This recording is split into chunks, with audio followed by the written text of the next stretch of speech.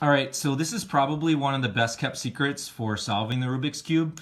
I almost considered not sharing this with you guys because it kind of takes the fun out of it, but I figured, I don't know, maybe you could use it to like get a date or impress your friends or something. So anyways, here goes. You can solve any Rubik's Cube starting in any position using just two moves, and you're just going to repeat these moves over and over again.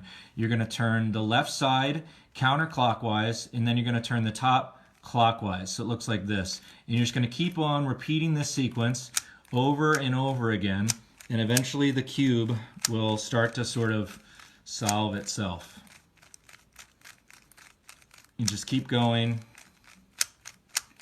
Sometimes it takes a little longer than others.